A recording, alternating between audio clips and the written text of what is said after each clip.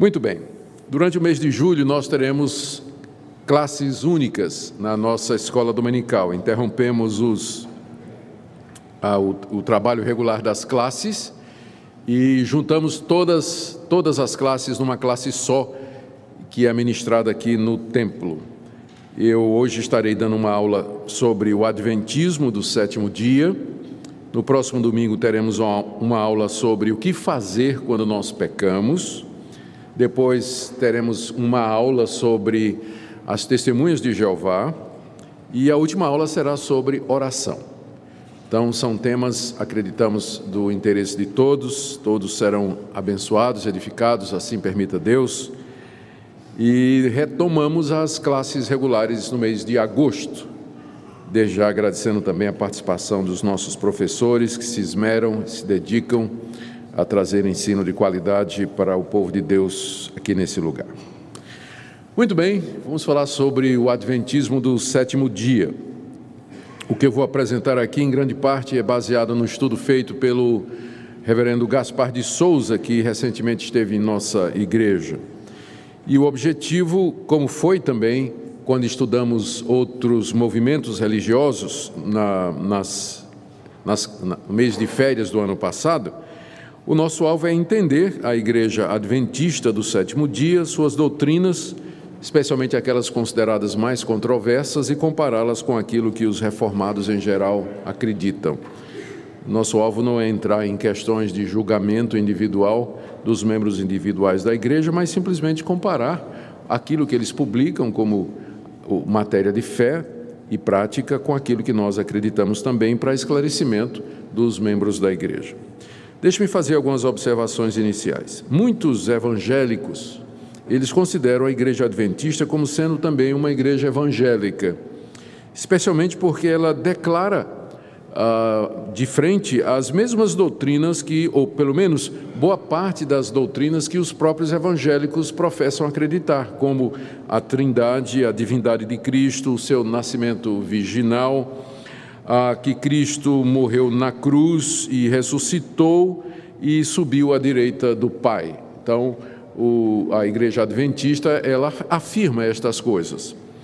E também se percebe que os adventistas vêm trabalhando em prol de minimizar a imagem negativa que, às vezes, eles têm no meio evangélico. Programas como Está Escrito, Voz da Profecia, ou grupos musicais como Prisma, Arautos do Rei, fazem muito sucesso entre os evangélicos.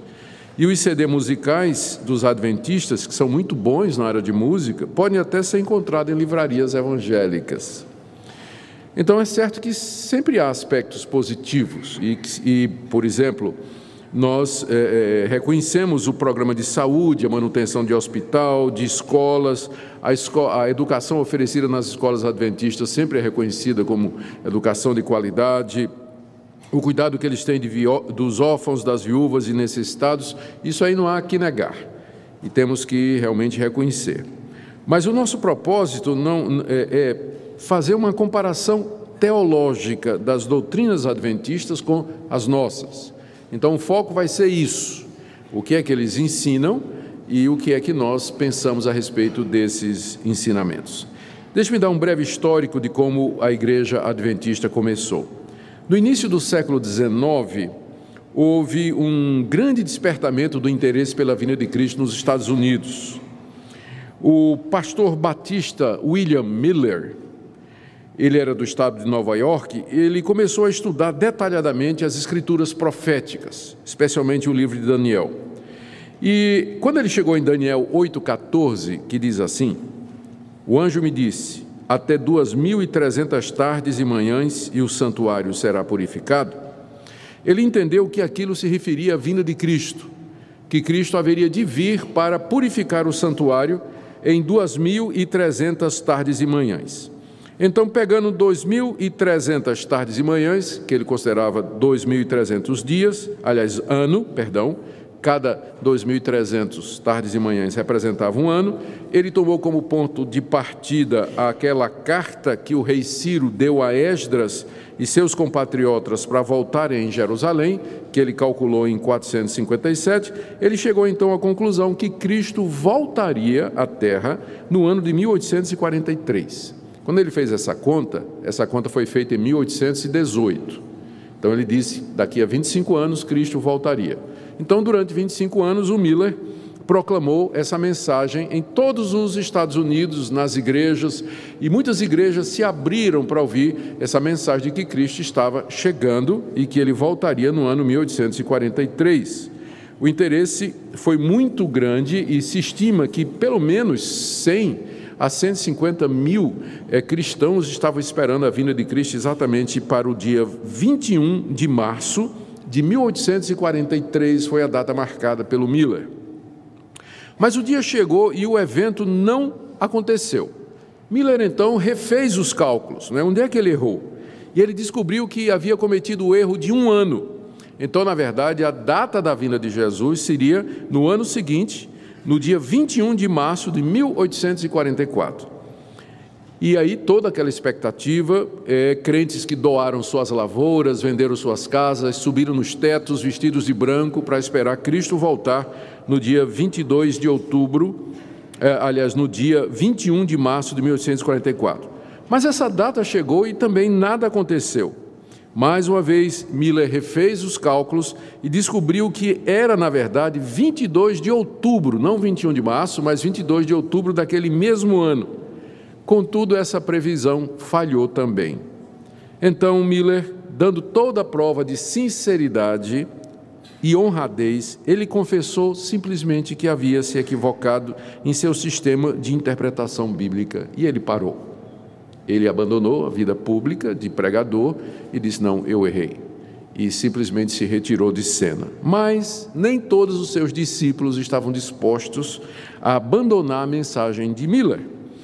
3 deles se uniram para formar uma nova igreja baseada numa nova interpretação da mensagem de Miller. E um dia depois daquele dia que foi chamado Dia do Grande Desapontamento, ou Dia da Grande Desilusão, que foi então no dia 23 de outubro de 44, um amigo pessoal de Miller, um desses 3 que era discípulo dele, chamado Hiram Edson, ele teve uma revelação da parte de Deus.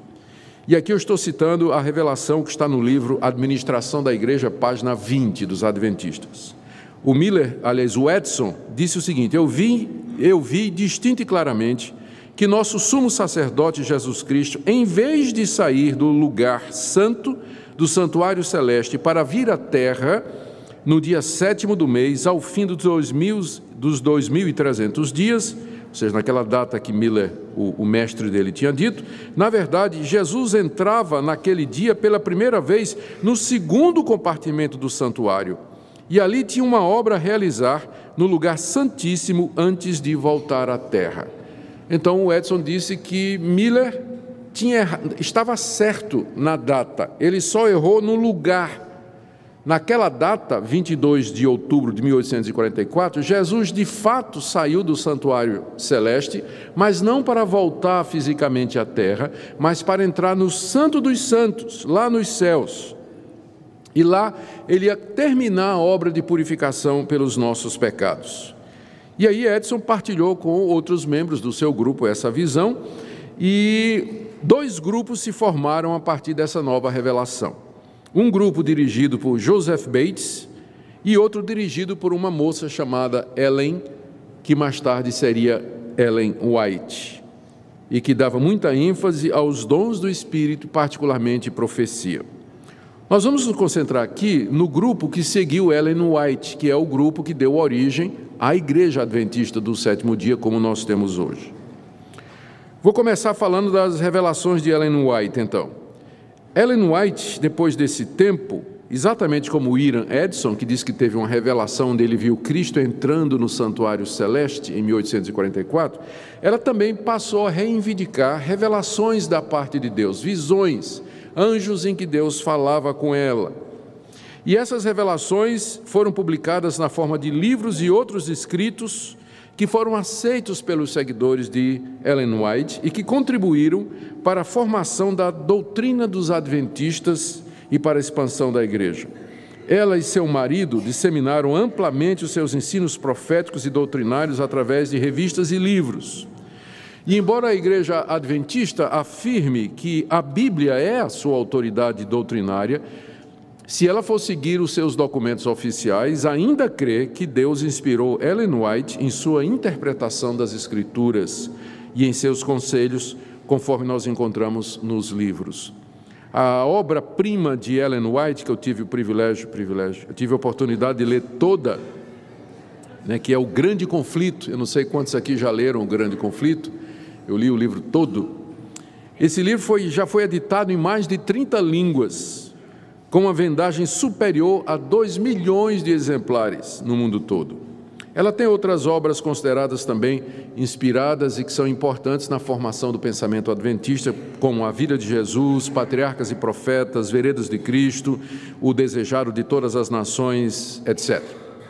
Os adventistas do sétimo dia já usaram, através dos tempos, os seguintes títulos: Igreja Cristã Adventista, 1855, Adventistas do Sétimo Dia, 1860, União da Vida e Advento, 1864, Igreja de Deus Adventista, 1866, Igreja de Deus e Jesus Cristo Adventista, 1921 e, finalmente, Igreja Adventista do Sétimo Dia, que vem da década de 50. Existem outros grupos, temos que lembrar disso, da mesma forma como dentro, por exemplo, dos presbiterianos, você tem linhas como Igreja Presbiteriana Independente, Igreja Presbiteriana Unida, Igreja Presbiteriana Conservadora, Igreja Presbiteriana Fundamentalista, Igreja Presbiteriana Carismática, Reformada, não, esqueço o nome, Renovada. Reformados somos nós, né? Então, também dentro do movimento adventista tem linhas diferentes e precisamos, portanto, não generalizar. O que nós vamos falar aqui é da linha principal e mais antiga, chamada histórica, que se reporta aos ensinos de White, que é a Igreja Adventista do Sétimo Dia. Outras linhas dentro do Adventismo são Igreja Adventista da Promessa, Igreja Adventista do Pacto, etc. E outras linhas, deve ter Igreja Adventista Renovada e por aí vai. Muito bem. Feitos estes esclarecimentos, vamos então para algumas das doutrinas mais polêmicas da Igreja Adventista do Sétimo Dia. A primeira que eu queria destacar é o exclusivismo dessa igreja. Algumas declarações dos próprios adventistas a respeito deles como sendo a única igreja verdadeira e o remanescente fiel de Jesus Cristo aqui nesse mundo. A Revista Adventista de março de 2001, na página 10, diz o seguinte: sim, eu creio no futuro brilhante do movimento adventista, porque não somos uma simples igreja entre as demais, somos o remanescente de Deus nesse tempo do fim. Então, a igreja adventista se vê como o remanescente final de Deus, é a única igreja verdadeira, aquela que é a igreja correta que Deus deixou nesse mundo. No certificado de batismo da Igreja Adventista do Sétimo Dia estão as perguntas que são feitas para aqueles que querem ser batizados. E na pergunta número 13 se lê: você crê que a Igreja Adventista do Sétimo Dia é a igreja remanescente da profecia bíblica? Ou seja, é aquela única igreja verdadeira que os profetas anunciaram que haveria de ter? Aqui eu vou ler uma declaração da Ellen White, que foi reproduzida no The Review and Herald, que é uma espécie de jornal oficial da denominação, em 12 de setembro de 1893. Diz assim: as igrejas denominacionais, ele estava se referindo às batistas, presbiterianas, metodistas, episcopal, anglicana e tal, ainda não tinha as igrejas pentecostais nessa época. As igrejas denominacionais caídas são Babilônia. Elas têm estado a promover doutrinas venenosas, o vinho do erro. Esse vinho é composto de doutrinas falsas, como imortalidade da alma, tormento eterno do ímpio, a negação da existência de Jesus Cristo antes do seu nascimento em Belém, defesa e guarda do domingo, acima do dia de Deus, que é o sábado. Várias igrejas apresentam ao mundo esses erros e outros semelhantes, cumprindo assim as escrituras que dizem: as nações beberam do vinho da ira da prostituição de Babilônia. Então, eles consideram as outras denominações como sendo seitas, não é?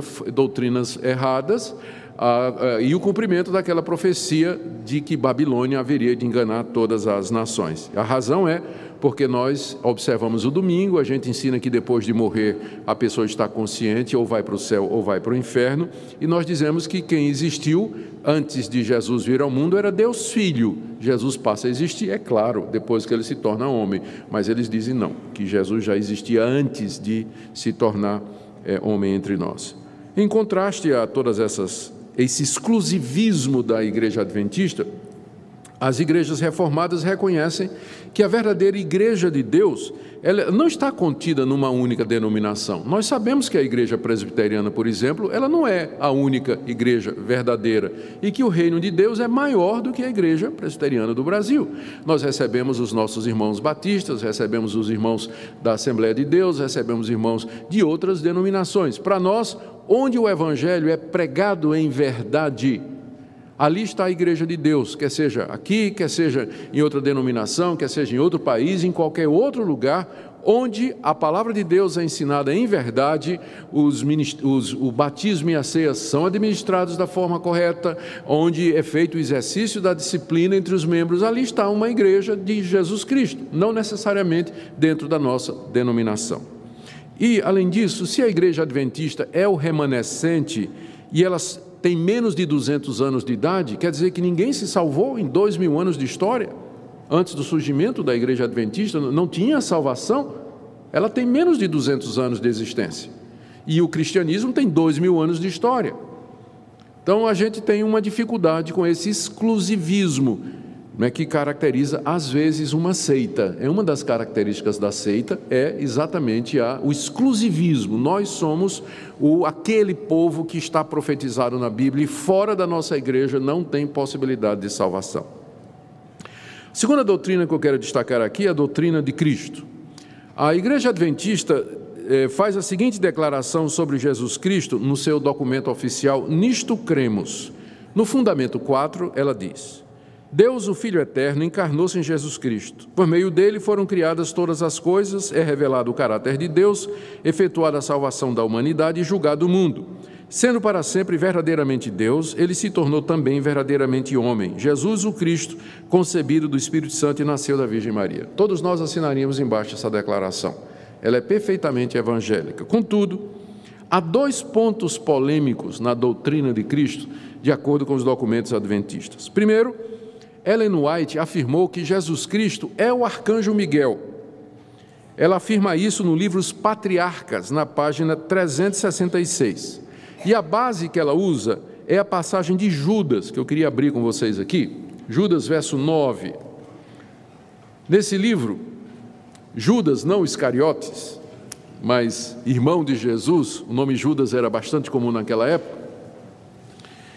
Ele diz assim, Judas 9: Contudo, o arcanjo Miguel, quando contendia com o diabo e disputava a respeito do corpo de Moisés, não se atreveu a proferir juízo infamatório contra ele. Pelo contrário, disse: o Senhor te repreenda. Então, Judas aqui está reproduzindo uma passagem antiga, não está no Antigo Testamento, mas foi preservada na literatura apócrifa. Judas traz essa passagem para o seu livro, canoniza essa passagem, e aqui ele narra um debate que teve, um confronto que teve do arcanjo Miguel com Satanás, disputando pelo corpo de Moisés. Moisés morreu no alto do monte, vendo a terra prometida. Então, Deus mandou o arcanjo Miguel para sepultar o corpo de Moisés. O diabo chegou e disse: espera aí, não, o corpo de Moisés é meu, porque Moisés matou o egípcio e eu tenho direito a todo assassino. É isso que diz lá a fonte apócrifa, não é? E aí, Miguel e Satanás entraram num conflito e Miguel disse: o Senhor te repreenda. E o diabo bateu as botas e foi embora, né? E então o corpo de Moisés foi enterrado. Só que Ellen White diz que Miguel aqui era Jesus. Por isso que ele diz que ele já existia antes de ser concebido no ventre da Virgem Maria. Eu vou ler o que ela fala aqui no livro O Desejaro de Todas as Nações, que é de 1896. Diz na página 421. Moisés passou para o domínio da morte, mas ele não permaneceu num túmulo. Cristo mesmo o chamou para a vida. Satanás, o tentador, tem reivindicado o corpo de Moisés por causa do seu pecado, mas Cristo, o Salvador, o trouxe para fora da sepultura. Aqui ela está confundindo o papel de Miguel com o papel de Jesus Cristo. No mesmo livro, na página 164, ela diz: Moisés passou pela morte, mas Miguel veio e lhe deu vida antes que seu corpo visse a corrupção. Que inclusive é uma doutrina também estranha, né? Porque está escrito que Deus enterrou Moisés no alto do monte, e ela está dizendo aqui que Jesus veio, que o arcanjo Miguel veio e ressuscitou Moisés. Satanás tentou segurar o corpo de Moisés, reclamando que era seu, mas Miguel ressuscitou Moisés e o levou para o céu.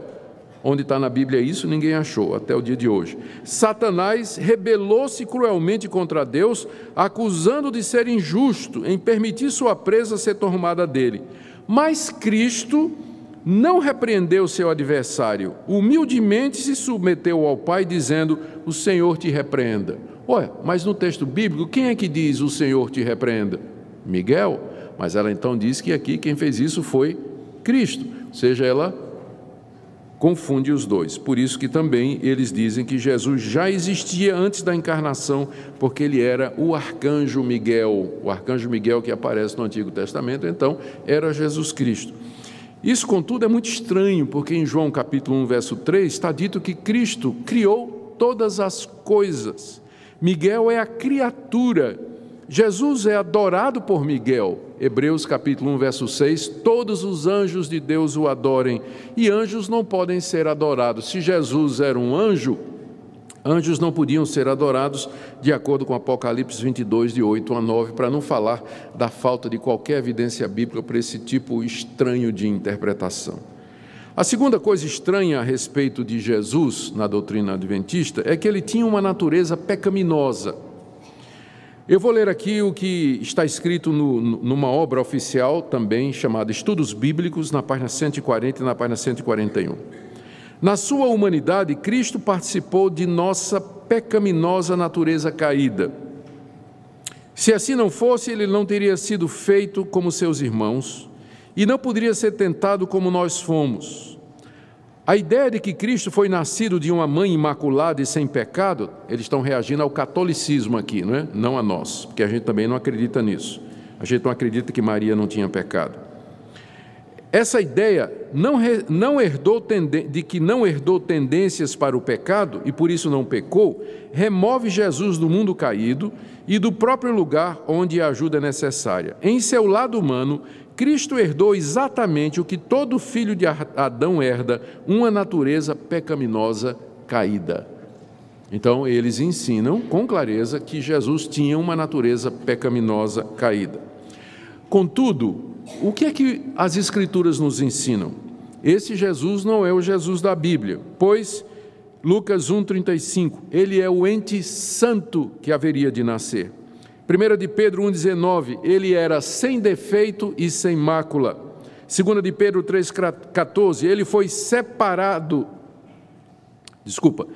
ele é sem defeito e sem mácula, Pedro 1,19, sem mácula irrepreensível, 2 de Pedro 3,14, separado dos pecadores, Hebreus 7,26, não conheceu o pecado, 2 aos Coríntios 5,21, e mais forte ainda, 1 de João 3,5, nele não existe pecado. E ainda Hebreus 4,15, ele foi tentado em todas as coisas à nossa semelhança, mas sem pecado. E em Romanos capítulo 8, verso 3, Paulo diz que ele veio em semelhança da carne do pecado, ou seja, ele veio na forma humana pecadora. Não quer dizer que ele era pecador, mas que ele assumiu a forma do homem que é pecador. Esse é o verdadeiro testemunho das Escrituras a respeito de Jesus. Ele era humano como nós éramos, mas sem pecado. O Adventismo diz que ele tinha uma natureza pecaminosa caída. Vamos para o terceiro ponto aqui, que é polêmico também. É a questão da fonte de autoridade. De onde os adventistas tiram as suas interpretações e ideias? O autor adventista Arnaldo Cristianini, no seu livro Sutilezas do Erro, página 30, afirma o seguinte sobre Ellen White: o espírito de profecia é o que, segundo as Escrituras, junto com a guarda dos mandamentos de Deus, caracteriza a igreja remanescente. O dom da profecia consiste em dar ao povo de Deus mensagens diretas e específicas. Os testemunhos orais ou escritos da senhora Ellen White preenchem perfeitamente esse requisito no fundo e na forma. Tudo quanto ela disse e escreveu foi puro, elevado, cientificamente correto e profeticamente exato. Então, de acordo com esse autor adventista, o que caracteriza a verdadeira igreja é que ela tem o dom de profecia. E como Ellen White era uma profetisa de Deus, e tudo que ela falou, nas palavras dele, foi puro, elevado, cientificamente correto e profeticamente exato, então essa é a confirmação de que o adventismo, a igreja adventista, é a igreja verdadeira. Por quê? Porque Ellen White era uma profetisa da parte de Deus. Aqui eu vou ler da Revista Adventista de fevereiro de 1984, na página 37. Cremos que o ministério e os escritos de Ellen White foram uma manifestação do dom da profecia. Ellen White foi inspirada pelo Espírito Santo e seus escritos. O produto dessa inspiração tem aplicação e autoridade especial para os adventistas do sétimo dia. Nós negamos que a qualidade ou grau de inspiração dos escritos de Ellen White seja diferente daquele encontrado nas Escrituras Sagradas. Ou seja, a inspiração dela é igual à inspiração das Escrituras. Deixe-me ler também do livro Nisto Cremos, no Fundamento 17. Um dos dons do Espírito Santo é a profecia. Esse dom é uma característica da igreja remanescente e foi manifestado no ministério de Ellen White. Como a mensagem do Senhor, seus escritos são uma contínua e autorizada fonte de verdade e proporcionam conforto, orientação, instrução e correção à igreja. Eles também tornam claro que a Bíblia é a norma pela qual deve ser provado todo ensino e experiência. Então, é um no cravo e outro na ferradura, né? Por um lado, parece dizer que a Bíblia tem toda a autoridade, mas quando se refere aos escritos de Ellen White, se refere como sendo a manifestação do espírito de profecia. Então, os profetas do Antigo Testamento, quando falavam, diziam, assim diz o Senhor. E a palavra dos profetas era para ser recebida sem questionamento. Eram inspirados e infalíveis. Eles eram inerrantes nos seus pronunciamentos. Então, Ellen White é vista como sendo uma profetisa nessa mesma linha, nesse mesmo nível de inspiração e de autoridade. Então, aproveitando isso que nós estamos falando aqui com relação à ideia de alguém que tem o dom de profecia, que é para ser recebido como autoridade e que acaba concorrendo com a Bíblia, não se aplica somente ao adventismo, mas muitas outras linhas dentro da cristandade que são abertas para profetas, que vão trazer novas revelações, novas ideias e assim por diante. Acaba nisso, né, que nós estamos vendo aqui. Ainda Ellen White, no livro dela, Primeiros Escritos, na página 258, disse o meu anjo assistente, o anjo que aparecia com revelações, ai de quem mover um bloco ou mexer num alfinete dessas mensagens que ele estava trazendo para Ellen White. A verdadeira compreensão dessas mensagens é de vital importância. O destino das almas depende da maneira em que forem recebidas. Em outro livro, Testemunhos Seletos, sob o título Objetivo do Testemunho, Ellen White diz, nos tempos antigos, Deus falou aos homens pela boca de seus profetas e apóstolos. Nesses dias, Ele fala por meio dos testemunhos do seu Espírito. Está se referindo às profecias que ela proferia. Não houve ainda um tempo em que mais seriamente Deus falasse a seu povo a respeito da sua vontade e da conduta do que esse tempo em que ela estava trazendo essas revelações e essas profecias. Mas, contudo, o que é que o cristianismo histórico nos diz? Tendo Deus outrora falado muitas vezes aos pais pelos profetas, nos últimos dias nos falou pelo seu Filho. Cristo é a revelação última e final de Deus. E o que Cristo fez, o que Ele ensinou, o que Ele disse, o que Ele é, tudo isso foi registrado de forma infalível e segura nas Escrituras do Novo Testamento, através dos apóstolos, que foram o canal final e último de Deus acerca da revelação. Então, em contraste com esse conceito de revelação continuada, que é a base das doutrinas ou de várias doutrinas do adventismo, os reformados afirmam sola scriptura. A Bíblia e somente a Bíblia. Ela é a única fonte de fé e prática. Não existe no campo reformado a possibilidade de aparecer alguém que receba de Deus uma nova revelação, um novo ensino ou uma nova prática. Porque nós cremos que tudo o que Deus queria nos dizer a respeito da nossa salvação, da nossa redenção e de que maneira viver aqui nesse mundo, Ele já disse na pessoa de Jesus Cristo e dos seus apóstolos, através dos quais essa verdade foi escriturada de maneira infalível e final na Bíblia Sagrada. Essa é a diferença, não é? Essa é a diferença. Vamos agora para...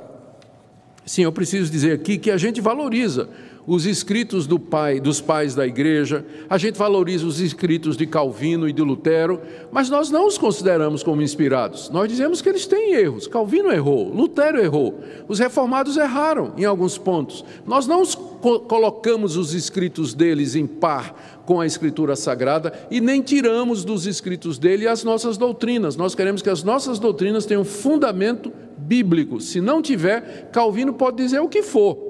Nós não vamos seguir Calvino, nós vamos seguir a Bíblia. A gente segue Calvino, Lutero, Zwingli, os reformadores, enquanto eles nos disserem ou ensinarem aquilo que está de acordo com a palavra de Deus. Quarta doutrina que eu queria trazer para vocês aqui é a doutrina da salvação. Apesar da Igreja Adventista declarar que a salvação é pela graça, aparecem nos seus documentos alguns ensinos que aparentam contradizer isso. Por exemplo, no livro Testemunhos para a Igreja, de Ellen White, no volume 2, na página 316, ela diz o seguinte: como é importante que você veja a obra a ser feita por você antes que seja tarde demais. Você tem uma obra grande para fazer. Não engane sua própria alma, mas examine a si mesmo à luz da eternidade. É impossível você ser salvo como você está. Também nesse mesmo livro, agora no volume 4, na página 32 e 33, ela diz: Deus não pode salvar o homem contra a sua vontade do poder dos artifícios de Satanás. O homem deve trabalhar com seu poder humano, ajudado pelo poder divino de Cristo, para resistir e conquistar a qualquer custo para si mesmo a perfeição. O homem deve fazer a sua parte.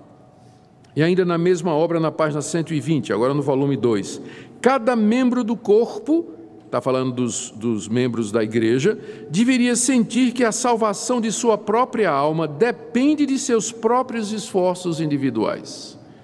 Então, embora declare que a salvação é pela graça mediante a fé, você encontra essas declarações de que se eu não me esforçar, se eu não cumprir a minha parte, se eu não realizar as obras, então eu não poderei ser salvo.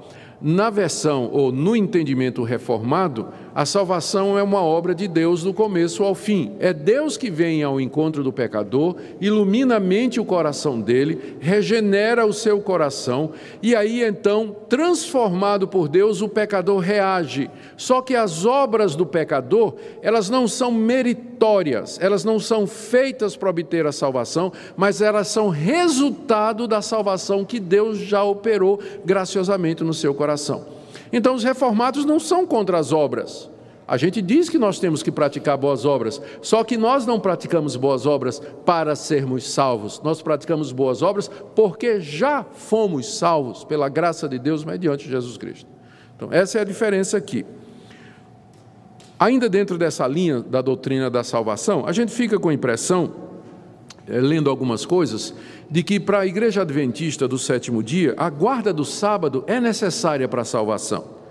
Por exemplo, no livro de Ellen White, Testemunhos, no volume 3, na página 23, ela diz o seguinte: devemos a cada sábado fazer um balanço da semana, não é? Para verificar se na semana finda trouxe lucro ou prejuízo espiritual. Santificar o sábado ao Senhor importa em salvação eterna. No livro O Grande Conflito, que é a obra-prima dela, na página 605, ela diz: o sábado será a pedra de toque da lealdade, pois é o ponto da verdade especialmente controvertido. Quando sobrevier aos homens a prova final, traçar-se-á a linha divisória entre os que servem a Deus e os que não servem. E é claro, o que é que vai determinar no dia do juízo quem serve a Deus e quem não serve, quem é o verdadeiro crente e quem não é, a guarda do sábado. Essa é a pedra de toque, essa é a maneira pela qual Deus vai distinguir: vinde benditos de meu Pai, para a minha direita, e apartai-vos de mim, malditos, para a perdição, para a minha esquerda. Ou ainda outro ponto aqui, com relação à certeza da salvação. Ellen White, no livro dela, eu tenho o título em inglês, Christ Object Lessons, a tradução seria lições das quais Cristo é o objeto, ou lições que tratam de Jesus Cristo. É de 1900 esse livro, e na página 155 ela diz: aqueles que aceitaram o Salvador, embora sinceros em sua conversão, nunca deveriam ser ensinados a dizer ou sentir que eles estão salvos. Isso é enganoso. Faz sentido, porque se Cristo entrou no santuário celeste para investigar os nossos pecados, e Ele não terminou a obra ainda para dizer quem é salvo ou não, nenhum adventista pode ter certeza de que está salvo. Tem que esperar que Cristo termine a segunda parte da sua obra da redenção que Ele está fazendo no céu. Então faz sentido dizer, não é? Se eu tenho que me esforçar para ser salvo, se a guarda do sábado é necessária para a salvação, então, como eu não tenho certeza se eu vou guardar o sábado até o final da minha vida, eu também não posso ter certeza da minha salvação. Então a própria Ellen White, consistentemente, ela diz que um adventista não pode dizer que tem certeza da salvação, porque isso, nas palavras delas, é enganoso. Mas, na verdade, o que é que a Bíblia nos ensina? A Bíblia ensina que nós somos salvos pela graça de Deus mediante a fé. Deus amou o mundo de tal maneira que deu o seu Filho unigênito para que todo aquele que nele crê não pereça, mas tenha aqui, agora, a vida eterna. Está escrito na primeira carta de João, lá no final, João terminando a carta, ele diz: eu escrevi estas coisas para que vocês saibam que vocês têm a vida eterna, a vocês que creem no nome do Filho de Deus. O tempo todo a Escritura nos dá segurança de que a obra de Cristo é completa e verdadeira. Se nós crermos no Senhor Jesus, na sua obra completa, final na cruz do Calvário pelos nossos pecados, nós podemos ter certeza, porque a salvação não depende da incerteza da minha constância ou da incerteza da minha perseverança, mas a salvação depende da fidelidade do Deus imutável, e Ele não muda, e Ele prometeu salvar aqueles que são seus. Então é bem diferente essa abordagem. Deixa-me correr agora para a quinta doutrina, que eu quero mostrar a diferença aqui. Essa é mais conhecida, é o sono da alma, ou a mortalidade da alma. Para a igreja adventista, ao morrer, o homem entra no estado de sono. Não há, portanto, alma no homem. No livro Nisto Cremos, está escrito: a morte é um estado inconsciente para todas as pessoas. Enquanto que nas igrejas cristãs históricas se diz que quando a pessoa morre, ela vai ou para o céu ou para o inferno, e ela está consciente, ela está viva, ela não está dormindo, ela está consciente do que ela está sentindo, alegria ou sofrimento.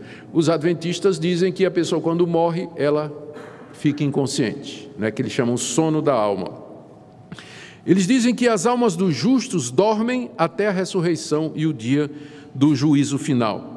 E que esse sono da alma é um estado de silêncio, inatividade e inteira inconsciência. Eles baseiam essa crença principalmente no livro de Eclesiastes, capítulo 9:5, que diz assim: os mortos não sabem coisa nenhuma.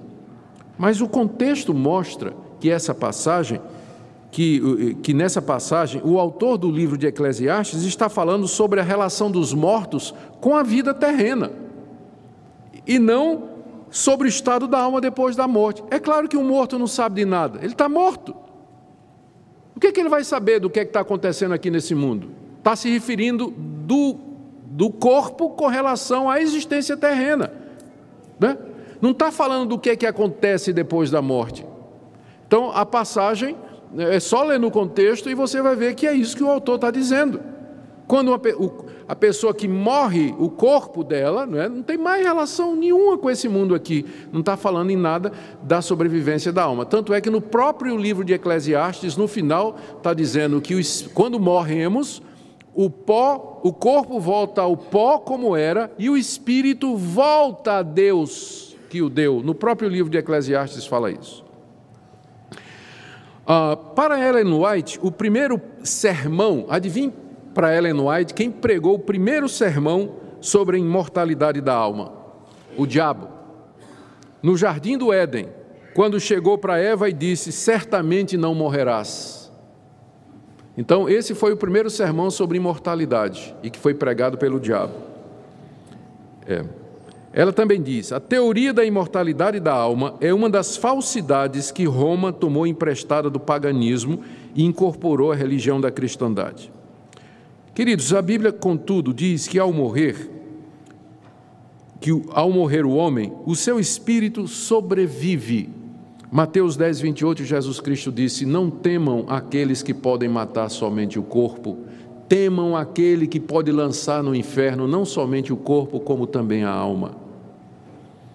Eclesiastes 12, 7, que eu já citei: quando o homem morre, o corpo volta ao pó como era, e o espírito volta a Deus que o deu. De acordo com a Bíblia, o homem continua consciente de si mesmo, com todas as suas faculdades em atividade depois da morte, seja ímpio ou justo. Leia a história do rico e Lázaro, onde lá Jesus Cristo narra de maneira descritiva, vívida e gráfica a situação perfeitamente consciente daquele rico que morreu, se viu no inferno em sofrimento e lembrou-se dos seus irmãos aqui na terra. Queria inclusive que Lázaro voltasse para evangelizar os seus irmãos, perfeitamente consciente. 2 Coríntios 5, de 6 a 8, o apóstolo Paulo diz que se esse corpo terrestre se desfizer, nós temos da parte de Deus uma mansão celestial. Ele diz em Filipenses 1, 21 a 23, para mim o morrer é lucro e o viver é Cristo. Estou apertado, mas eu sei que eu quero ficar, mas eu sei que o melhor é morrer e estar com Cristo. Isso é muito melhor, morrer e estar com Cristo. Então o que é que acontece depois da morte para o cristão? Ele morre e ele vai estar com Cristo Jesus. Como Jesus disse ao ladrão na cruz: em verdade te digo, hoje estarás comigo no paraíso. Para quebrar a força desse versículo, alguns intérpretes adventistas, eles pontuam diferente. Eles dizem assim que o que Jesus na verdade disse foi o seguinte: em verdade te digo hoje, vírgula, estarás comigo no paraíso. Mas faz sentido, em verdade te digo hoje, ele ia dizer quando? Ontem? Amanhã? Claro que não. Em verdade te digo, hoje estarás comigo no paraíso, Jesus disse ao ladrão na cruz, não é? Quando a Bíblia fala da morte como um sono, é uma referência ao corpo. O corpo parece dormir, é uma referência ao corpo e não à alma. Deixe-me ir para uma sexta. Só um minutinho, eu vou pegar uma aguinha aqui.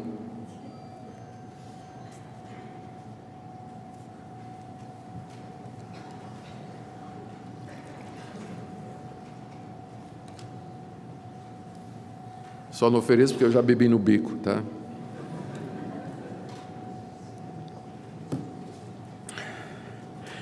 Vamos agora para uma das doutrinas mais estranhas da Igreja Adventista, ou seja, que Satanás levará sobre si os nossos pecados.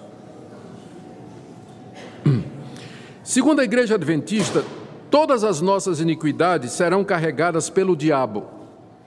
Segundo eles, durante o milênio, Satanás levará sobre si a culpa dos pecados que fez o povo de Deus cometer e será confinado a uma terra desolada e sem habitantes. Essa doutrina estranha é baseada em Levítico. Eu vou ler para vocês. Aqui, os adventistas ensinam que o bode emissário que aparece nessa leitura, ela simboliza Satanás. Deixa eu ler aqui, se você quiser acompanhar. Levítico 16, 15 a 16 e Levítico 16, 22 e verso 26. Eu traduzi aqui, está aqui. Ali Moisés está descrevendo de que forma Arão, o sumo sacerdote, deveria oferecer sacrifícios pelo povo. Então Arão tinha que trazer dois bodes. Então, sobre o primeiro bode, Moisés diz o seguinte: Arão imolará o bode da oferta pelo pecado. Imolar significa, né, meter a faca, deixar o sangue correr. Arão imolará o bode da oferta pelo pecado, que será para o povo, e trará o seu sangue para dentro do véu. onde estava a Arca da Aliança, e o propiciatório, onde aquele sangue seria salpicado em favor do povo de Israel. Havendo, pois, acabado de fazer expiação pelo santuário, sacudido o sangue do bode no santuário, pela tenda da congregação e pelo altar, então Arão fará chegar o bode vivo. Arão porá as mãos sobre a cabeça do bode vivo, e sobre ele confessará todas as iniquidades dos filhos de Israel, todas as suas transgressões, todos os seus pecados, e os porá sobre a cabeça do bode, e enviá-lo-á ao deserto pela mão de um homem à disposição para isso. Assim aquele bode levará sobre si todas as iniquidades deles para a terra solitária, e o homem soltará o bode no deserto. Levítico 16, de 20 a 22. Então, vocês entenderam como era o ritual. Trazia 2 bodes, e eles iam tirando para o ímpar, né, para ver quem é que ia morrer no caminho, né, porque um ia ficar vivo e o outro não, né. Então o sacerdote pegava um, degolava, o sangue era derramado, era aspergido no altar, no santuário, e significava o derramamento de pecados em propiciação ao pagamento pelos pecados do povo. Depois o bode vivo era trazido para o sumo sacerdote, ele colocava a mão em cima do bode vivo, confessava os pecados do povo de Deus, e aí um homem levava aquele bode para o deserto e soltava o bode lá no deserto. E o bode ia embora, levando os pecados do povo de Deus. Olha a interpretação que Ellen White dá dessa passagem. Ela diz que no dia da expiação, ela descreve, no dia da expiação, o sumo sacerdote toma uma oferta da congregação, entra no lugar santíssimo com o sangue dessa oferta, asperge sobre o propiciatório, que é o primeiro bode, diretamente sobre a lei para satisfazer suas reivindicações. Então, em caráter de mediador, toma sobre si os pecados e os retira do santuário. Aqui ela já começa a interpretar. Ela diz que na hora que o sumo sacerdote saía de dentro do santuário, onde tinha salpicado o sangue, ele assumia sobre si os pecados do povo de Israel. Então ele, carregado com os pecados de Israel, ele saía. Colocava as mãos sobre a cabeça do bode emissário, confessava todos esses pecados e transferia assim, figuradamente, de si para o bode. E esse bode levava então os pecados que eram considerados para sempre separados do povo. Aí ela diz, verificou-se também que ao passo, esse verificou-se também é que ela aqui recebe a revelação, não é?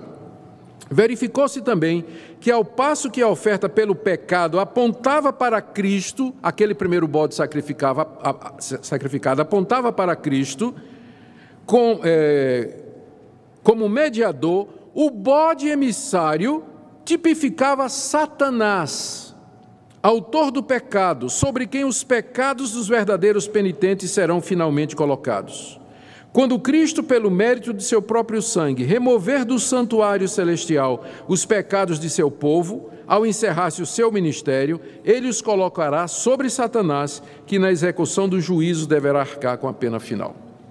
Vou fazer um resumo aqui, tá, da sequência de como é que funciona isso. Então, de acordo com Ellen White, o que é que vai acontecer? Primeiro, os pecados dos crentes são lançados no santuário do céu e lá ficam. Quando Cristo morreu na cruz pelos nossos pecados foram lançados sobre Cristo, Cristo subiu e entrou no santuário celestial, levando nossos pecados lá no santuário celestial. Os pecados do santuário celestial são transferidos para Cristo e se tornam dele. Esses pecados nossos que estão em Cristo, quando ele vier uma segunda vez, ele vai lançar sobre Satanás. E Satanás, então, durante 1000 anos vai vagar sobre a terra, levando os nossos pecados sobre ele. E quando Deus aniquilar Satanás, então nossos pecados serão finalmente aniquilados. Em suma, a essência do plano da salvação ensinado pela Igreja Adventista aparenta fazer de Satanás corredentor, ou participante na obra da redenção, como alguém que vai sofrer e ser destruído pelos pecados dos homens. Ou seja, a nossa redenção não está completa até que Satanás seja aniquilado e com ele os nossos pecados.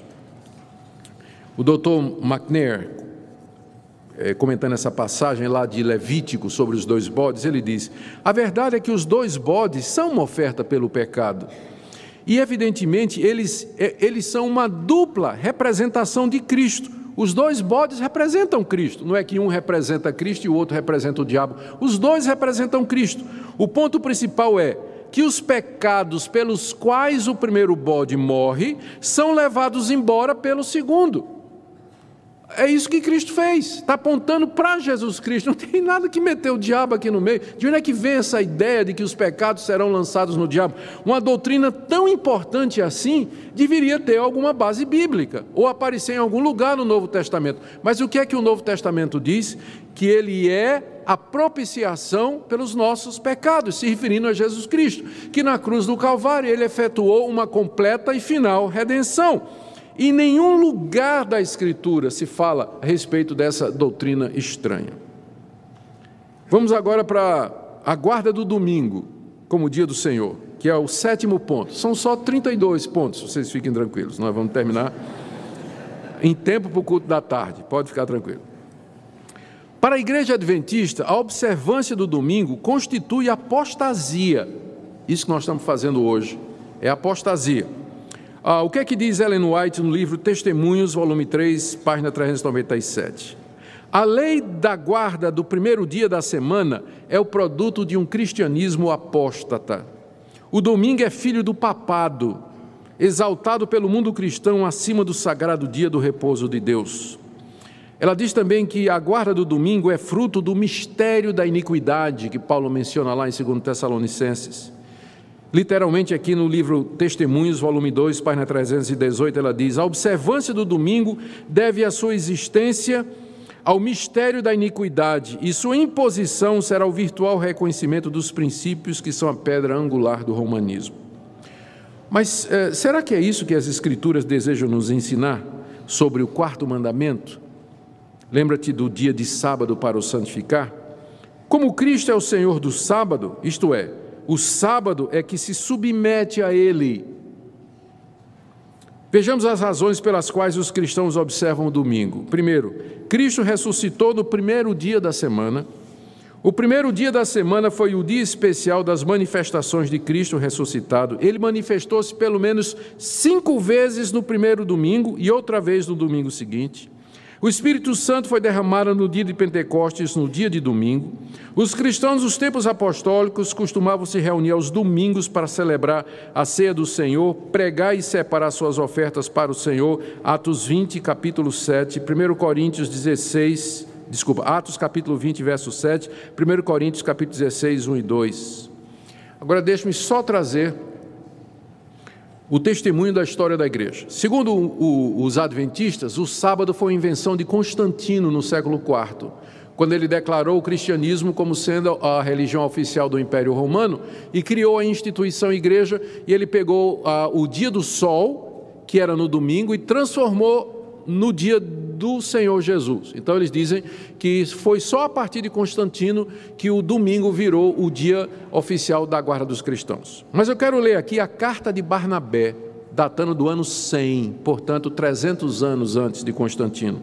Nós celebramos o primeiro dia com regozijo, no qual Jesus ressuscitou da morte e após ter aparecido subiu aos céus. Carta de Barnabé, datando do século I. Inácio de Antioquia, no ano 107, diz assim: não sejais enganados com doutrinas estranhas, nem com fábulas velhas que não são proveitosas, pois se ainda vivemos conforme a lei judaica, reconhecemos que não recebemos a graça. Se, portanto, aqueles que foram educados segundo a antiga ordem de coisas alcançaram a posse de uma nova esperança, não mais devem observar o sábado, mas viver na obediência do dia do Senhor, no qual também nossa vida reviveu por ele e por sua morte.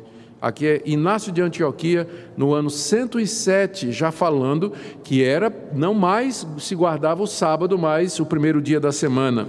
O mesmo Inácio de Antioquia, na carta aos Magnesianos, datando de 110, o cristão deixa a velha ordem, já não guarda o sábado, senão o domingo, dia em que também amanheceu a nossa vida por graça do Senhor, emérito na sua morte. Justino Mártir, no ano 145, E no dia chamado domingo, todos, quer da cidade, quer do campo, nos reunimos em um lugar, lemos as memórias dos apóstolos e dos profetas, trazem pão e vinho, dando graças. O presidente ora e o povo responde amém. Todos nós fazemos reuniões comunitárias aos domingos, porque é o primeiro dia da semana no qual Deus formou o mundo e porque nesse dia o nosso Senhor e Salvador Jesus Cristo ressuscitou dos mortos. Estou lendo Justino Marte, do ano 145. Dionísio de Corinto, do ano 170, no seu comentário às cartas paulinas, no primeiro capítulo afirma que a igreja havia passado a guardar o dia do Senhor, que é o domingo. Bardessanes de Edessa, no ano 180, em certo dia, o primeiro da semana, nós nos reunimos e lemos e nos abstemos de alimentação. Eles costumavam jejuar no dia de domingo. Orígenes, no ano 225, nós costumamos guardar certos dias, como por exemplo, o dia do Senhor, que é o primeiro dia da semana. Anatólio de Laodiceia, 270 depois de Cristo. A festa solene da ressurreição do Senhor deve ser comemorada no dia do Senhor. Constituições apostólicas do terceiro século. No dia da ressurreição do Senhor, isto é, no dia da Senhor, não deixeis de vos reunir, dando graças a Deus. Cipriano de Cartago, do terceiro século.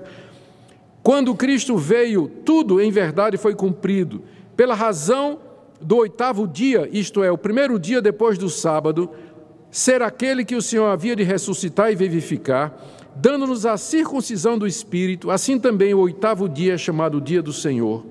Pedro de Alexandria, no ano 306, nós guardamos o primeiro dia como dia de alegria, por causa daquele que nesse dia ressuscitou. Eusébio de Cesareia, eu posso citar aqui dezenas e dezenas de citações dos pais da igreja, muito antes de Constantino, dizendo que os cristãos, desde o início, já guardavam o domingo como dia do Senhor. Então não me vem com essa de que a guarda do sábado é coisa de Constantino, século IV.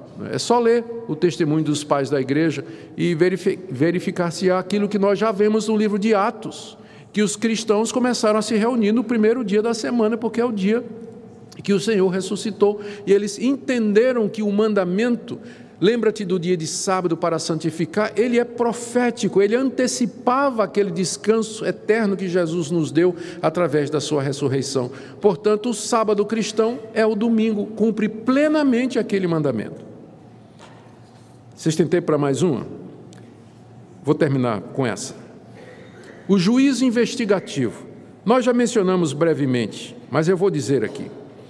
Com o grande desapontamento de 1844, os milenaristas ficaram tristes porque nada aconteceu. Cristo não voltou, mas como eu disse, isso não foi motivo deles não terem esperança, porque a jovem Ellen Harmon, que depois haveria de se casar e adotar o nome do marido, White, né? Ellen White é o nome de casada dela, ela convenceu o grupo de que Cristo tinha vindo, usando aquela visão do Hiram Edson, não é?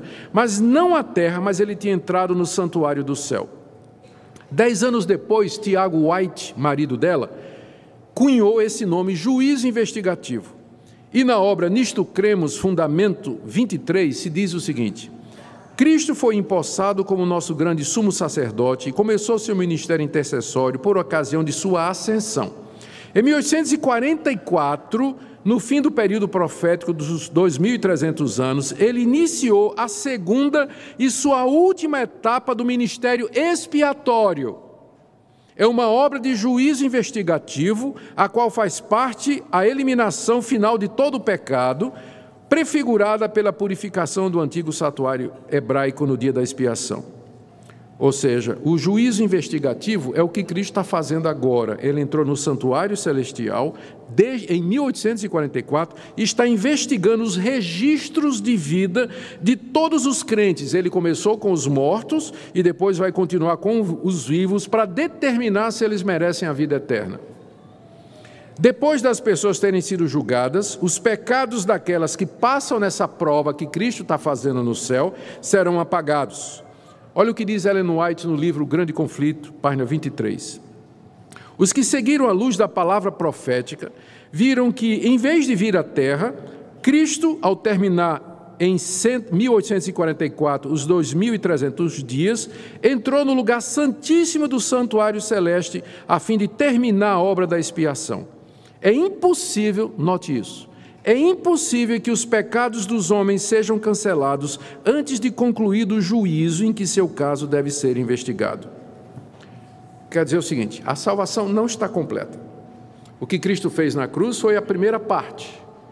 Em 1844, ele entrou lá no céu, nos registros das obras de todos os homens, e ele está investigando. Está analisando os pecados de cada um de vocês.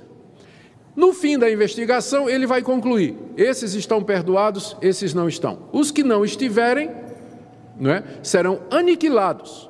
Os pecados desaparecerão porque Cristo vai lançá-los sobre Satanás. E Satanás vai levar esses pecados pela terra desolada. Ou seja, a obra da redenção não está completa. Cristo ainda está no processo de redenção e expiação do seu povo, com a segunda parte do juízo investigativo. Mas será que essa doutrina tem apoio escriturístico? Resposta é não. A Bíblia diz que Cristo de fato já entrou nos céus, que está sentado à majestade de Deus e intercedendo por nós. Ele não tem mais investigação, não tem mais expiação, não tem mais nada que Cristo faça para nos salvar dos nossos pecados. Na cruz do Calvário ele gritou: está consumado. Acabou a obra de redenção, já foi feita por ele. Quando ele ressuscita dos mortos, sobe aos céus, está sentado à direita de Deus, ele está intercedendo por nós. Não há mais nada a ser feito por ele para a remissão de pecados. Essa doutrina do juízo investigativo, ela atenta contra a obra final de Cristo, a doutrina da salvação pela graça, a mediação de Jesus Cristo como único e suficiente Salvador, e atenta contra a sua intercessão por nós nos céus. Para mim, essa é a doutrina mais complicada e mais difícil da Igreja Adventista. Conclusão. Nós precisamos ter cuidado para não generalizar, como eu disse no início. Dentro do Adventismo existem diferentes linhas e correntes. Você pode encontrar adventista que não vai concordar. Gente, inclusive, que não concorda que Ellen White era profetisa. E se não concorda que Ellen White era profetisa, aí não vai aceitar a doutrina do juiz investigativo, que Miguel era Jesus, que Satanás vai levar os nossos pecados, porque tudo isso tem origem nas ideias de Ellen White. Então, se um adventista não aceita as doutrinas de Ellen White, então, alguns deles são bem evangélicos. Você vai encontrar adventistas que eles se consideram adventistas porque eles ainda acham que sábado é o dia que eles têm que guardar. Mas mesmo assim você vai encontrar adventistas que vão dizer: não, eu guardo o sábado porque eu acho que é o dia correto, mas não é necessário para a salvação. Então não vamos generalizar. Dentro do campo adventista você vai encontrar diferentes linhas, mas a Igreja Adventista clássica, histórica, ela afirma essas coisas que eu acabei de dizer para vocês. Então, relembrando também o que eu disse, o que nós estamos comparando aqui são doutrinas. Nós não estamos entrando no caráter individual, julgando o destino individual de cada um diante de Deus. Estamos apenas dizendo que essas doutrinas que foram declaradas aqui, elas são incompatíveis com a Bíblia e nós temos uma posição completamente diferente dentro do cristianismo histórico, especialmente reformado. A nossa conclusão é que essas doutrinas que nós examinamos aqui, elas são erradas e algumas delas são heréticas mesmo e contrárias ao Evangelho de Jesus Cristo. Portanto, ao lidar com os nossos amigos adventistas, antes de você generalizar, você vai ter que fazer um monte de pergunta para ele, né? Você acredita nisso? Você acredita nisso? Você acredita nessa linha? E tudo mais, e assim por diante. Por outro lado, também, quando for de lá para cá, quando vierem para você dizendo assim: nós também somos evangélicos, faça também essas perguntas. Tá, você é evangélico, mas onde é que está Jesus agora?